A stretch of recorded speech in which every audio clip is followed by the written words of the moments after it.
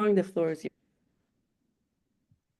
Thank you, Aza, for organizing this great event. And thank you, everyone, for joining us today.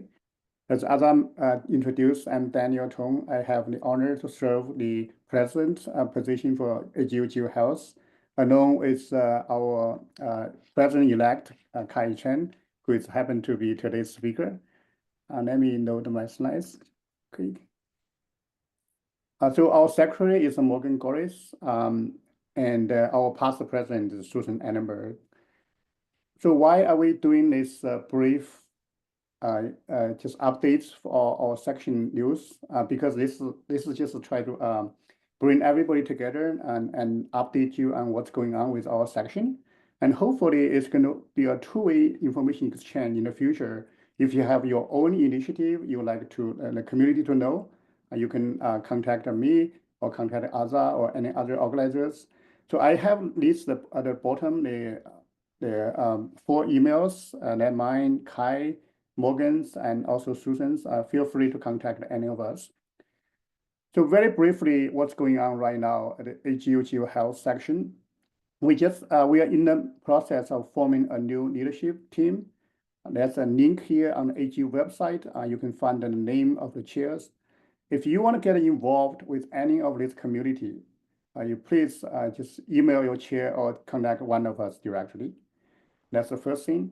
The second thing is we have recommended 9 winners of the Outstanding Student Presentation Awards from the past AGU meeting, which is a big change from the past year. We used to have only 4 winners, but because of the rapid growth of the GeoHealth community, this year we decided to increase the number of awardees to 9. So hopefully we will get it, the name confirmed, and AGU will be sending out an announcement shortly. And finally, I want to remind you of the deadlines of the AGU awards. For the union medals, awards, and prizes, the end of this week is the deadline, February 28th. So if you are in the process, please speed up. And also AGU GeoHealth has our own section awards, including early career awards. And also the union fellows, this is March 13, to just be mindful of these deadlines. And that's all I have for today. With that, I thank you for your attention. I will yield the mic back to Lara. Thank you so much, Dr. Tong. If you have any question, please feel free to email us. Now it's my pleasure to introduce today's speaker. Dr. Kai Chen is an associate professor of epidemiology at the Yale School of Public Health and serves as the co-faculty director at the Yale Center on Climate Change and Health. Dr. Chen earned his PhD in environmental science and engineering from Nanjing University in 2016. He was a visiting scholar at Columbia University and an Alexander von Humboldt postdoc fellow at Helmholtz Zentrum München before joining Yale School of Public Health in 2019. Dr. Chen, an environmental epidemiologist, studies the impacts of climate change, air pollution, and extreme weather on human health. His multidisciplinary work spans climate and air pollution sciences, exposure assessment, and epidemiology. He examines how temperature and extreme weather, such as drought, floods, wildfires, influence mortality and disease like myocardial infarction, kidney disease, birth outcomes, and mental disorders. With that, I will hand it to Dr. Chen. Thank you, Aza, for the very nice introduction, and thank you everyone for spending the time with me. And I think this is a really great honor for me to be here. As Daniel mentioned, the GeoHealth section is a vibrant, lovely community for all the, especially we have many early career young scientists like postdocs, PhD students, and early career faculty that are really passionate about this research. So I would like to use this opportunity to share about some of the work that we do at what we call the Chen Lab, the Climate Health and Environmental Nexus Lab at the Yale Center on Climate Change and Health. Dr. Chen, Could I have a second? Just a reminder that we are looking forward to a great discussion at the end of the presentation. So as a reminder, I will be monitoring the chat for any questions throughout the presentation. So any question, please put it in the chat and we will address as many as possible at the end of the presentation. Thank you. Wonderful, thanks, Huajing.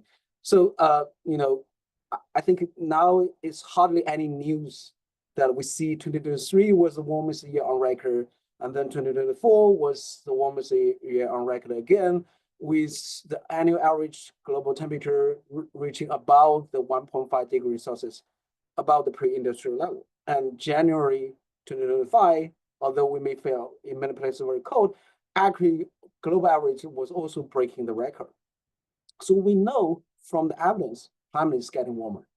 And it's not only getting warmer because we see many devastating extreme weather events, like the very unfortunate wildfire events in Los Angeles, causing at least 29 fatalities. And then we see flooding and drought events happening across the world as well.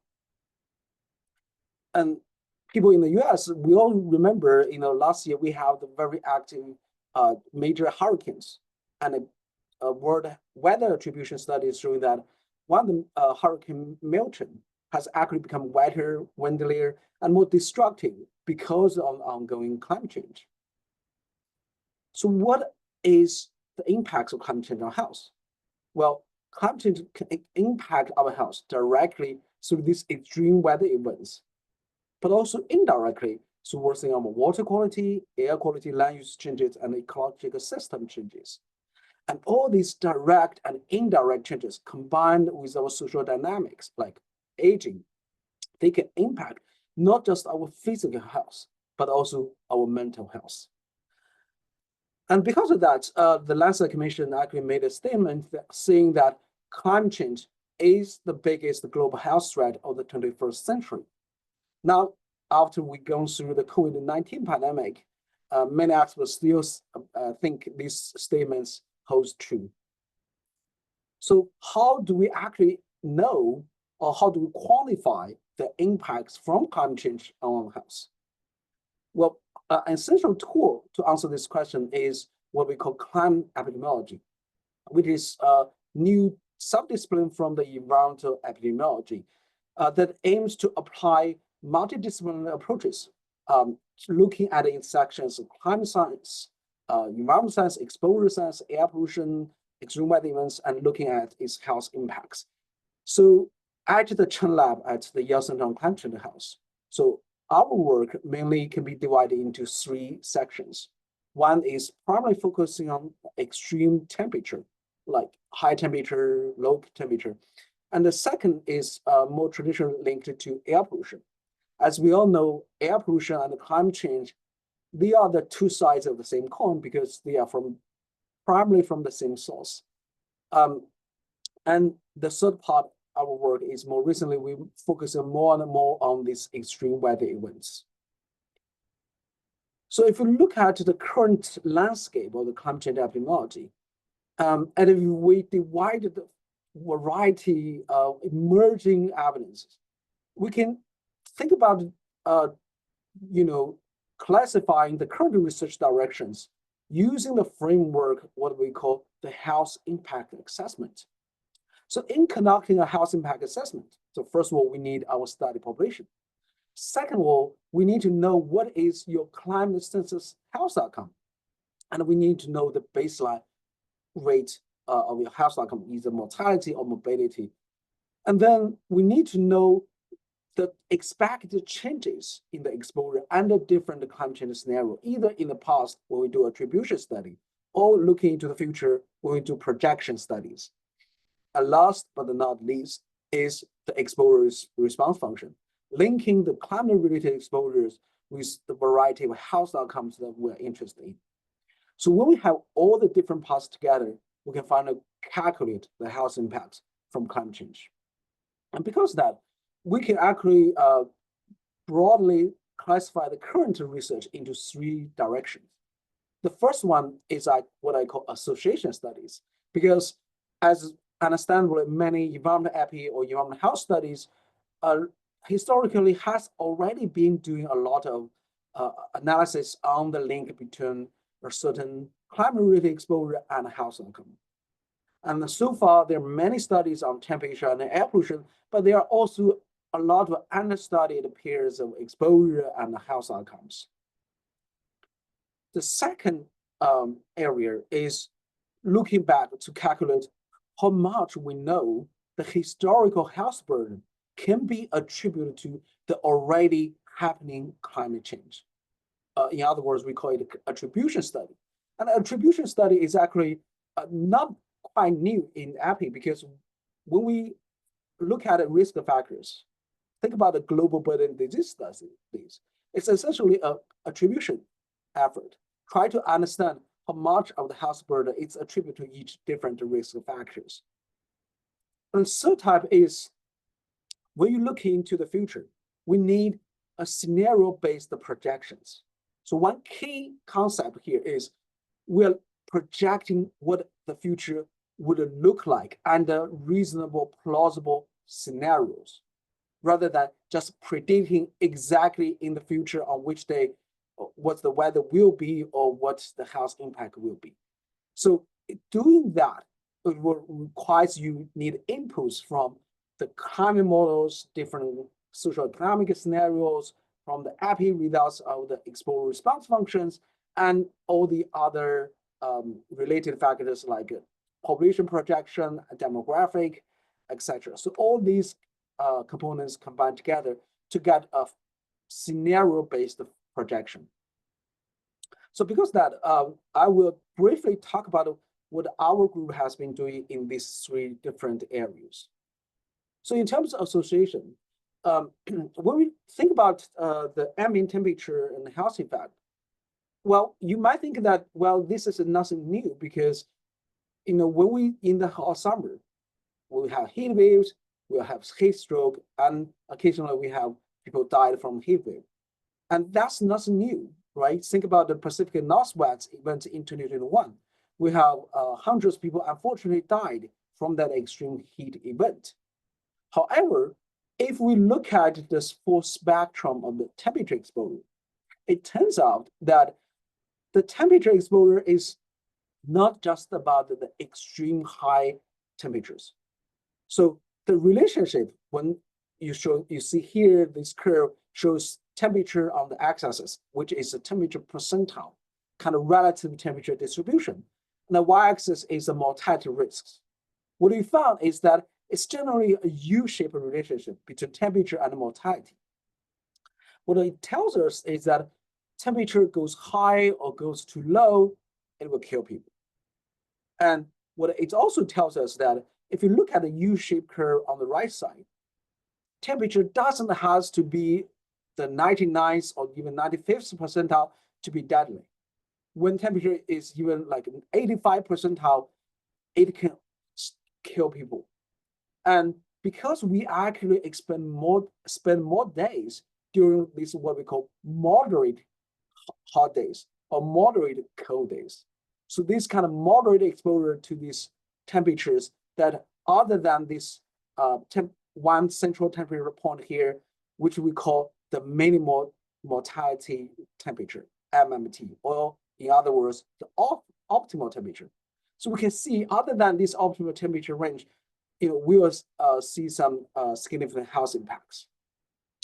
And if we're wondering why does not optimal temperature like heat or cold could actually lead to increased risk for mortality, we might get some answer if we dive deeper into the different cause of deaths and different morbidity outcomes.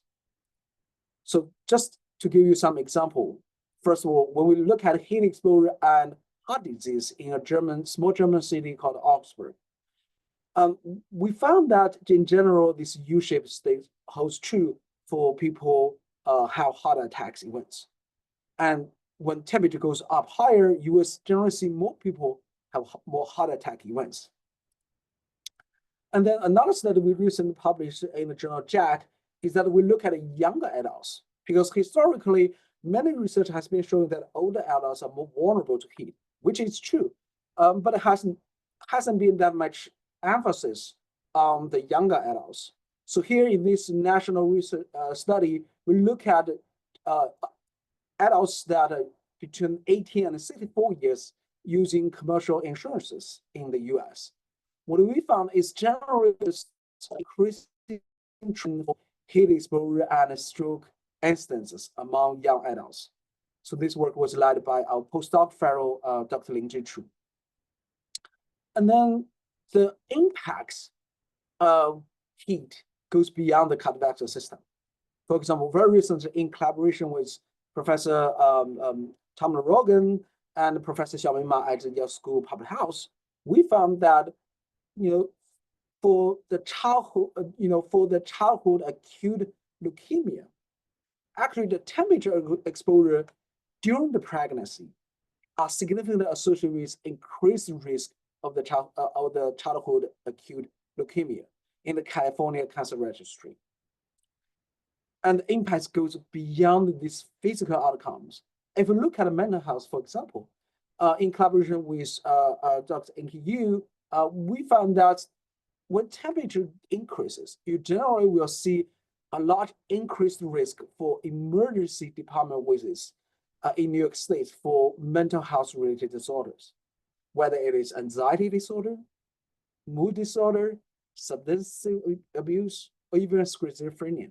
We see this evidence in New York State, in across the US, in many low and middle income countries as well. So we know nowadays heat can really impact a wide spectrum of diseases, ranging from cardiovascular to mental health. The next example I want to give is a couple of projects actually led by Dr. Ping Wang, now at the University of Maryland.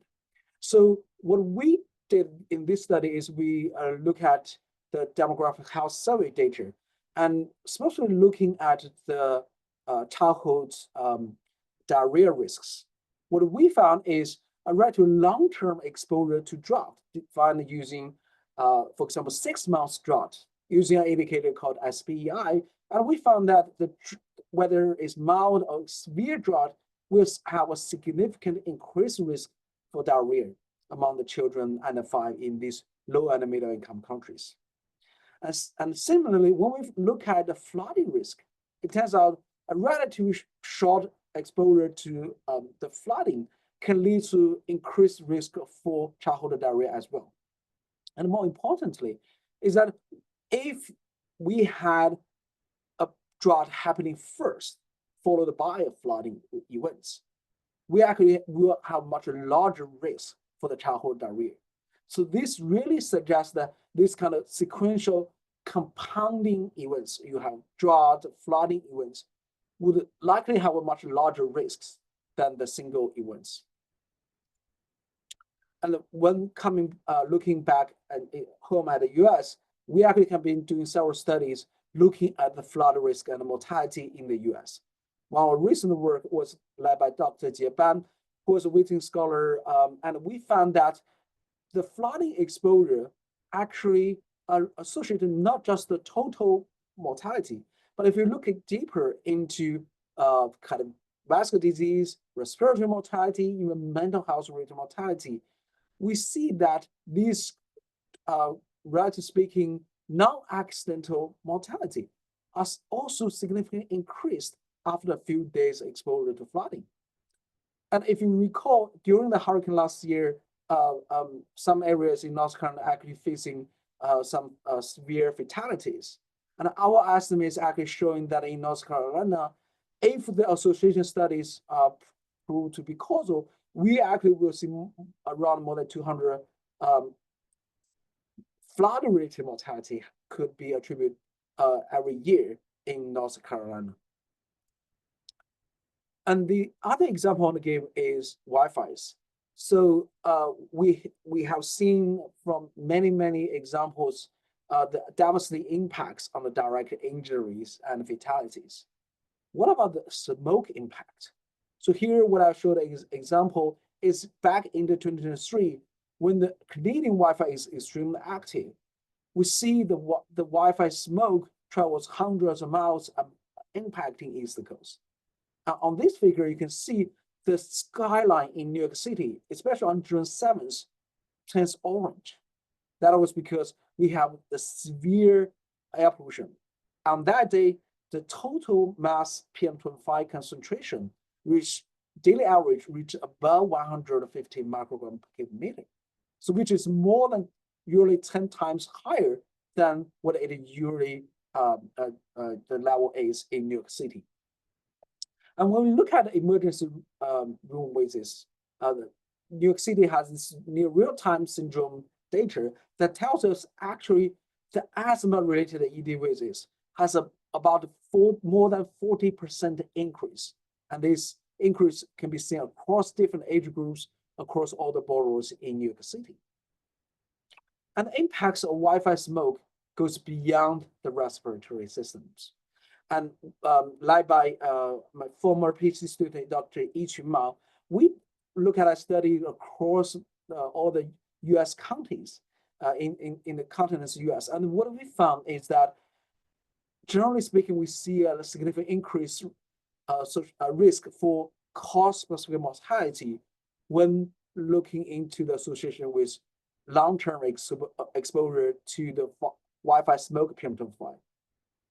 And in estimating the burden, what we found is that roughly there can be more than 11,000 non-accidental deaths attributed to the Wi-Fi smoke every year. And among these different disease burden, we see that indeed cardiovascular disease contribute one of the most, followed by diseases from mental health and endocrine diseases.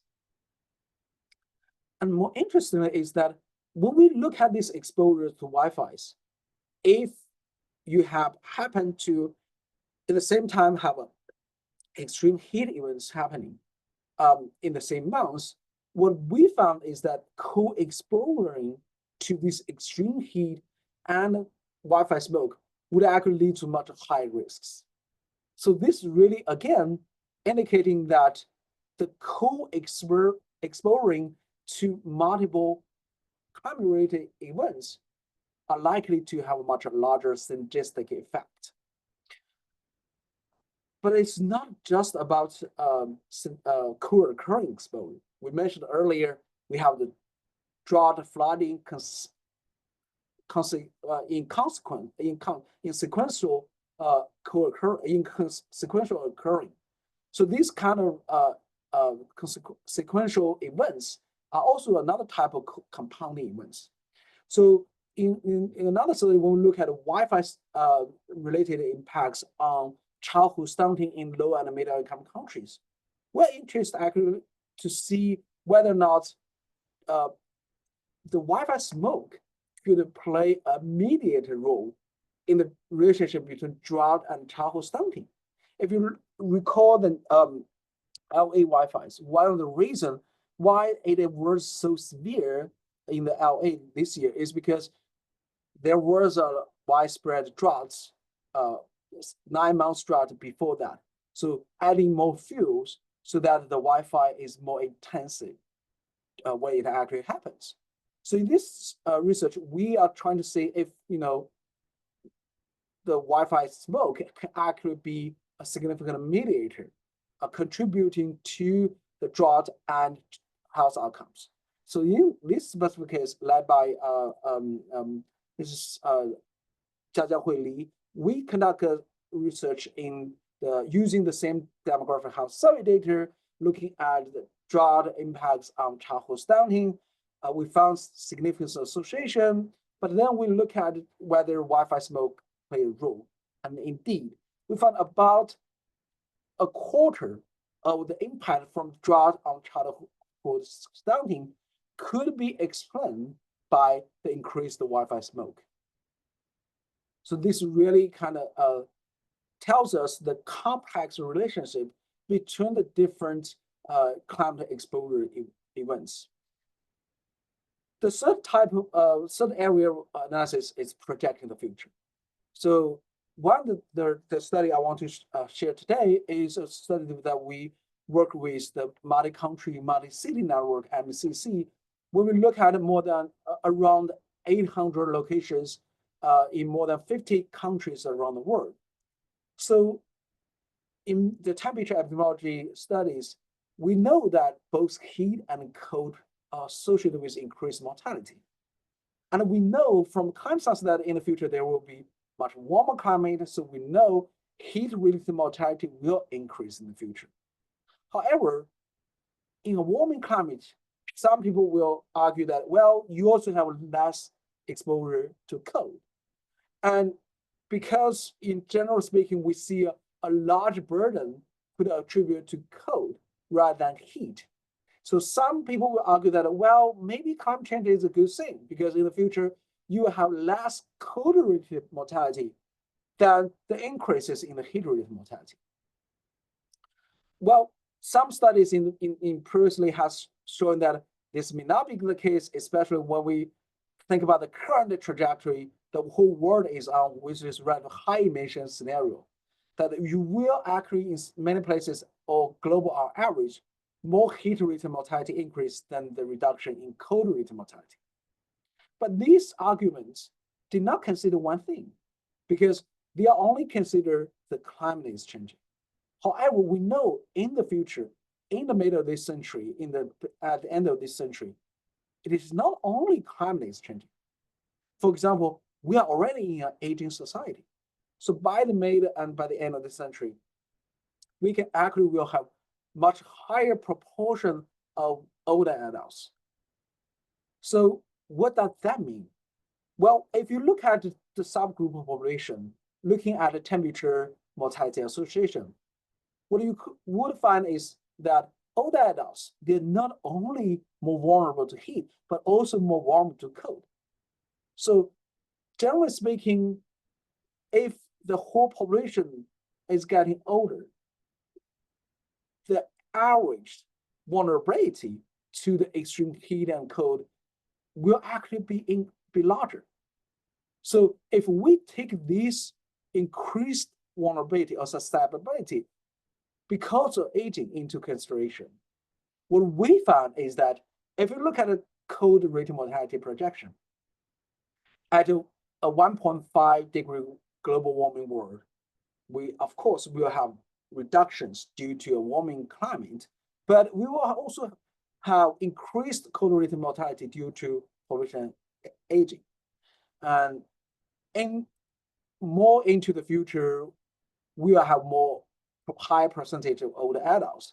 It turns out the net increase, the net change in the cold-related mortality is an increase, ranging from 0.1% to 0.4% from the global warming scenarios of 1.5 to 3 degrees Celsius warming. When we think about heat, more older adults, the aging actually will substantially amplify the heat-related mortality. So we'll have much larger increase.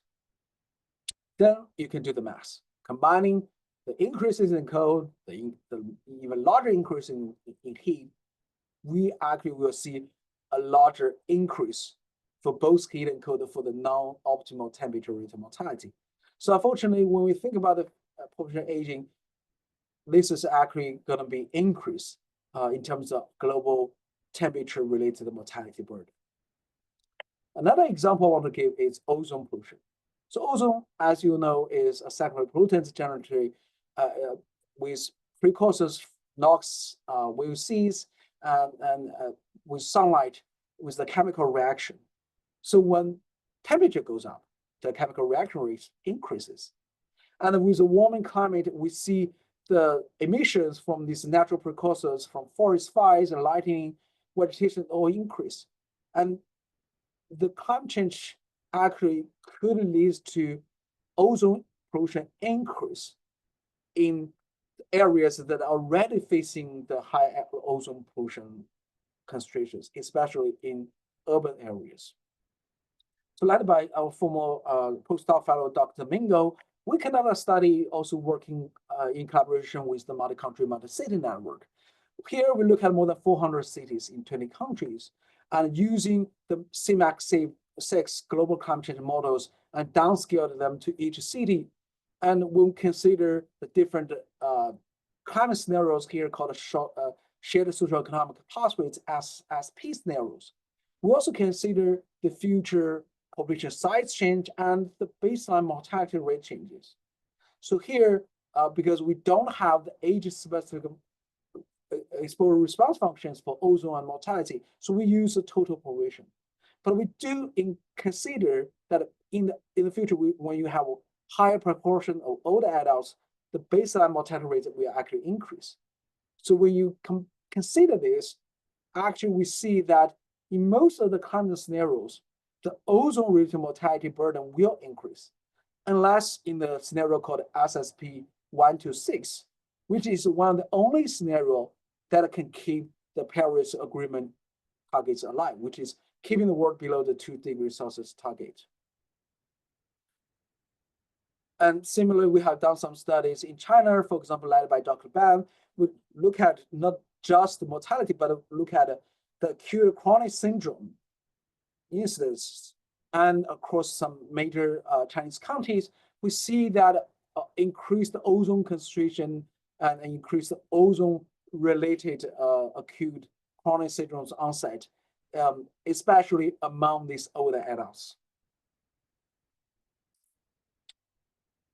So what can we do about it? When we see the projections, we know, the high scenarios, the high emission scenarios will bring larger impacts. So in a way, we know that's health benefits. We will take action now. However, unfortunately, when we think about the future benefits, there's a term called discount rate of the far future health impacts. So people will argue that, well, we didn't see that immediately.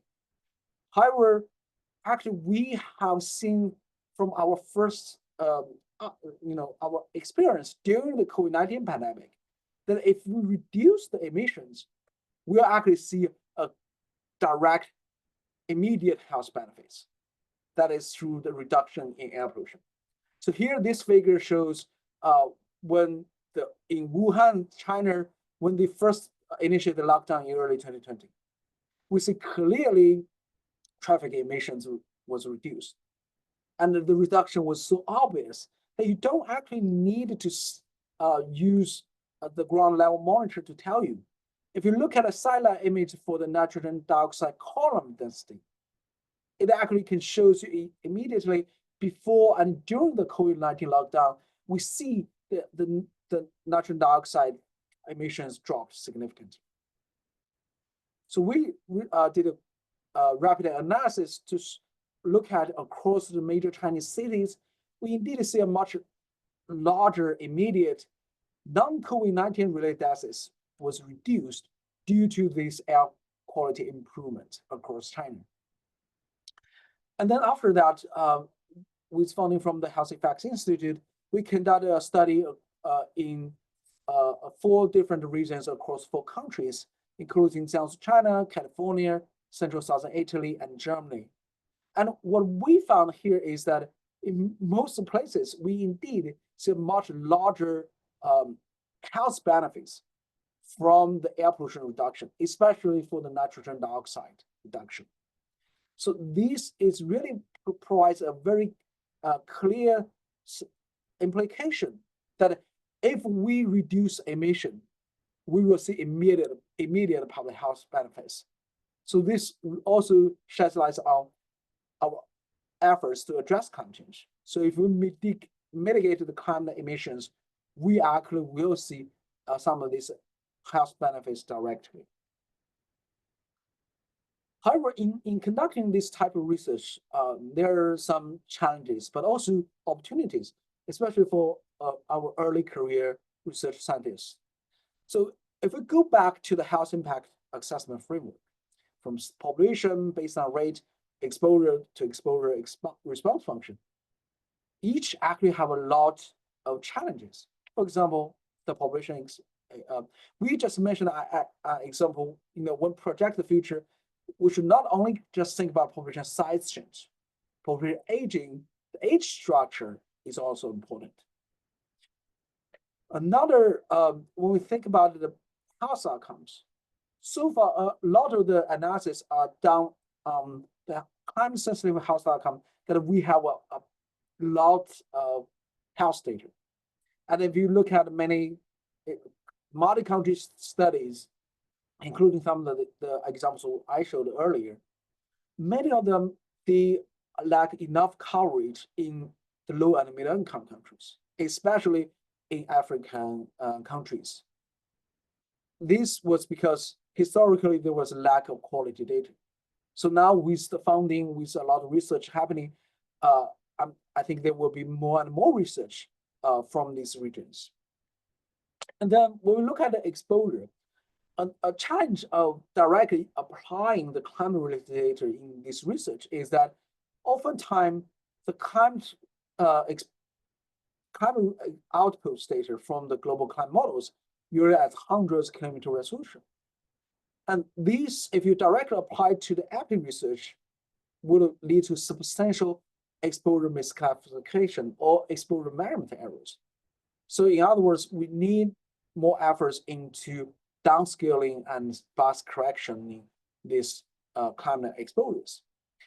Another thing that has been on the trend in the climate science is detection and attribution to single extreme weather events.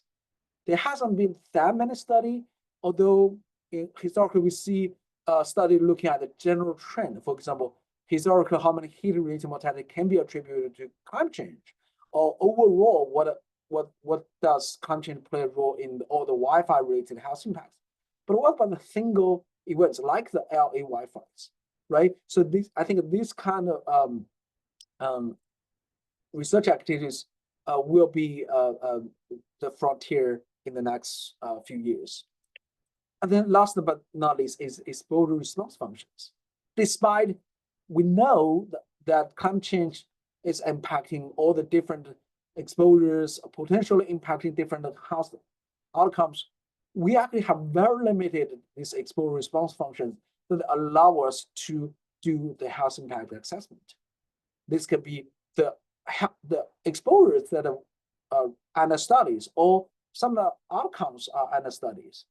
And as I showed before, these individual pairs of exposure response functions do not act alone.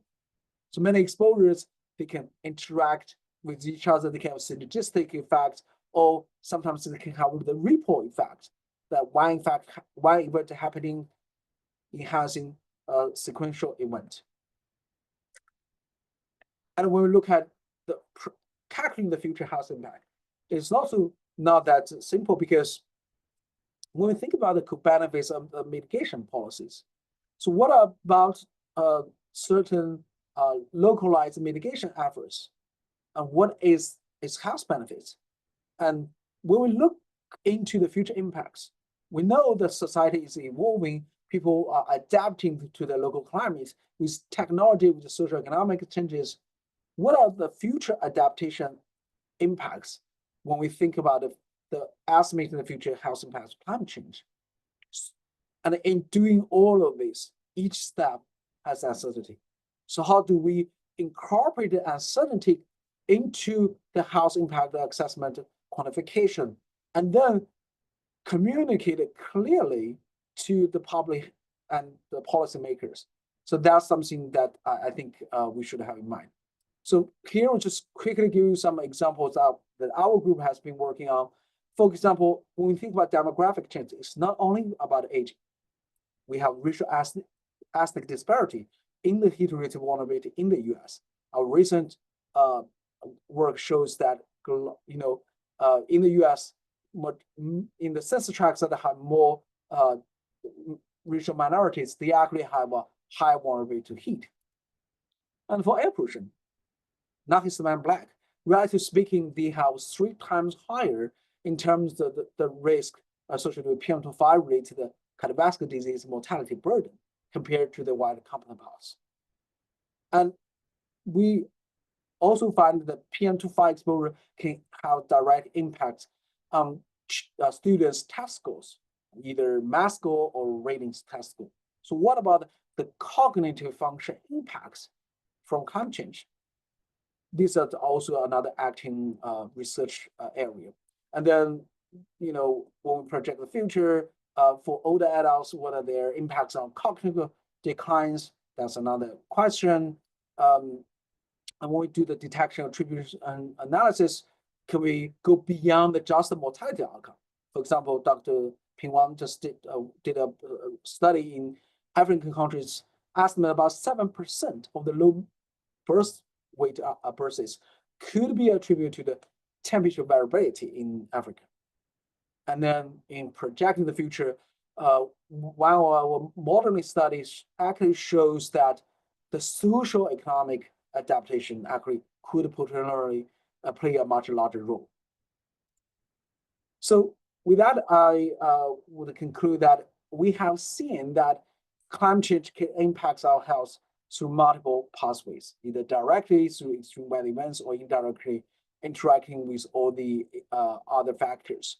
And when combined with our social dynamics, it can impact not just our physical health, but also our mental health. And what we actually need more efforts is try to look at the health benefits of the mitigation and adaptation policies. With that, I would like to thank all the funding agencies and thank all the wonderful members of Chen Lab. Thank you. Thank you so much, Dr. Chen. That was a great presentation. So please ask your question in the chat box, or you can raise your hand and ask your question. Unmute yourself and ask your question. We currently received one question in the chat box. So the question is asking, I'm wondering